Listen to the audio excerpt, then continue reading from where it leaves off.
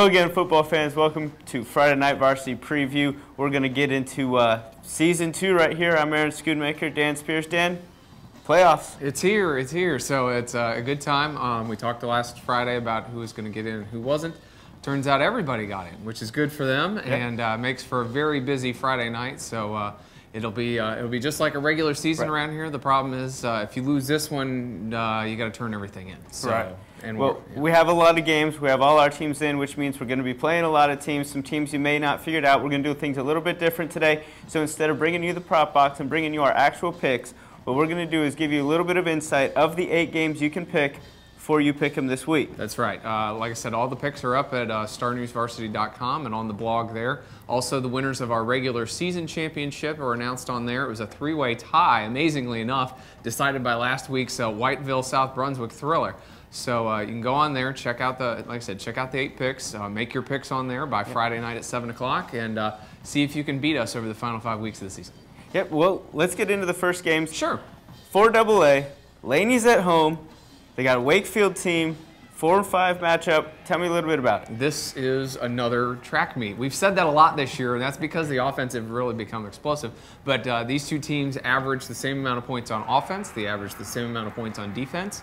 And there'll be a lot of points scored in this game. Whatever they say, if somebody says 28-28, go higher. So, like I said, but I think Laney gets advantage for playing at home, and I think they get advantage because their defense has played well the last 2 weeks. I'm going to have to agree with you. 33-25 is kind of what these two teams are averaging. I expect it to be into that 30s for both teams. Expect a fun one at Laney. Absolutely, and nice to see Laney back in the playoffs, and back in the playoffs with a home game. So the Bucks will be playing, like I said, at home Friday night at 7:30. Next one we talked about, also a team from the Mid-Eastern, Hoggard. They go to Clayton in a game that really on paper doesn't look that even, but it might be more close than you think. I was going to say, Hoggard comes into the game on a roll, and as much as we talked about how Laney's defense has been playing well the last couple weeks, Hoggard's defense has been even better. Since the loss to Laney, they've really started locking down people. Rose, shut down Rose, shut down Ashley, shut down New Hanover. They're only 4-7. We've talked about this, but boy, when you have a good defense going to the playoffs, anything can happen at that point. The one thing I worry a little bit about is they have to travel. Clayton's a 4-2 team at home this year. They play in a very difficult conference with Southeast Raleigh, so tough team, tough schedule, and they've really played well at home. Sure. Go to another Mid-Eastern team, New Hanover. They've got Southern Durham this week. Very, very tough competition right there. This is a rematch of last year, and I believe the 3rd round of the playoffs when New Hanover went up to Southern Durham and pulled the upset to get to make it all the way to the East Final last year. Again, we said it last week. We'll say it again this week. If Bates Taylor plays, New Hanover has a chance to win. If Bates Taylor does not play, New Hanover's behind the 8 ball big time. Southern Durham might be a little bit more down than last year. They started out 0-6 this year. They had to win their final 5 to get where they are. They did so. So they're a hot team as well. Exactly, and that's another tough thing that New Hanover will be fighting is momentum. But they know that they can go up there and win against a team that they've seen before. So there won't be as many surprises for them as there will for some of our other schools that are playing somebody they've never even heard of before. Let's shift gears just a little bit. We got East Bladen. We got North Johnston. A good one right there. East Bladen had to play their way in a little bit. Yeah, this is 2A Mid-East. This should be an interesting game. This is, again, a team that likes to put up a lot of points at home in North Johnston. East Bladen, as you know, running back, AJ McCoy, Antonio Murchison, they like putting points on the board. The only problem is East Bladen was giving them up a little more often than North Johnston. I credit that to the top of the walk-along being incredibly talented, incredibly heavy this year. I think East Bladen has a really good shot at this one. It's, again, like you said before, this is a road game, and those are always tough to do in the playoffs. And the other thing, North Johnston's given up just 160 points on the year. They've had 6 different games where they've given up 10 points or less, 3 shutouts included there. 2 really good defenses, North Johnston especially. Yeah, I agree. Continuing the 2A Midwest, Whiteville. They've got a test this week. Whiteville, that's my team after last week. They let me go 8-0. I really do like what they have. They're healthy. They have a great coach. Remember, folks, Baxter Morris won a state championship last year at Albemarle before coming to Whiteville. This is a guy that knows what he's doing. He knows how to play football on the road in the playoffs. The Scarborough team is 8-3. This is a relatively new school. They've only been around for about 5 years now. This is their first real taste of success. Yep. Whiteville knows what it takes to win in the playoffs. I'm smelling an upset here. I don't know how many other people are, but I just think Whiteville's schedule has been incredibly difficult, and they are not going to be fazed by this. Very tough schedule for Whiteville. They've alternated wins and losses over their last 6 games. They're coming off a win, a big one, a high-energy win, and they go on the road. Yep. Look out, but if you're saying upset, I wouldn't go against it at all. Like I said, that'll be a good one. And then finally, also in 2A Mid-East, this is a rematch from earlier in the season. North Brunswick, which is fallen into a mess, unfortunately, here at the end of the season against the Fairmont team, coached by former Hoggard assistant Keith Wood. They ended up winning the Three Rivers Conference last week. That game will be in Fairmont. And this is a game where 2 teams go in 2 different directions right here. Big time. North Brunswick has lost 5 in a row. Fairmont has won 5 in a row. That doesn't say so much about how good these 2 teams are, can be, have been playing, all that. This is one that can go either way in a game of 2 streaking teams. I have no idea what's going to happen. North Brunswick very well could pull this one out on the road. I happen to like home teams in the playoffs. We'll see how that one plays out. Yeah, the only thing that I think plays to North Brunswick's advantage is they won that earlier matchup earlier this year, and it was in Fairmont.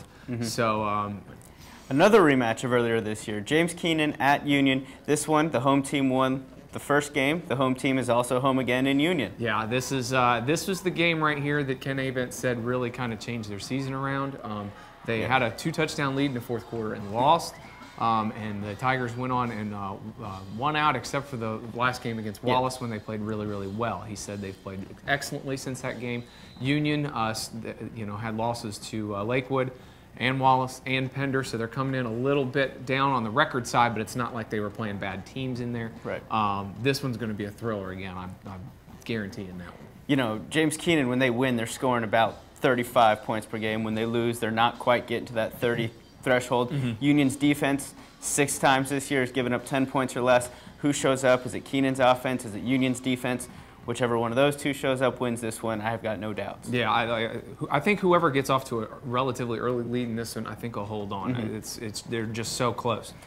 And the final one that we're going to talk about of the 8 that you can pick online, this is also a rematch. This one, I think, goes back to week 9. Yes. East Columbus at Red Springs. Yeah, another Three Rivers battle here. East Columbus got a big win that they needed at the end of the season in the last game. That kind of gets them in on a little bit of a roll. Really, again, East Columbus has struggled in the playoffs in the past. This is a great chance for them to get a win. If Chris McClure and their defense show up, I think they can win this game. But again, this is all these rematch games were tight the first time, and that's the amazing part. None of these were blowouts. It's not like, oh, this is gonna be cake. These were all tight games the first time around. Absolutely. The losers can win, the winners can lose. This is just another one of those. I like East Columbus in this one for the sheer fact that they had to win 3 of their last 4 to get in. Right. And they did that. They're hot right now. They knew what they had in front of them. They know what they have in front of them this week. It's familiar to them. So I like a road team to win there. Yeah, this is one of those, like I said, I know you're a big fan of the home team, but again, the roadies can win any of these. So. Absolutely. Well, let's get into the full schedule. I know there's a bunch of games on our sheet this week. Yeah. A lot of them we've already talked about. Wakefield at Lenape, of course. Rose at New Bern in a Mid-Eastern battle in the opening round in the 4A.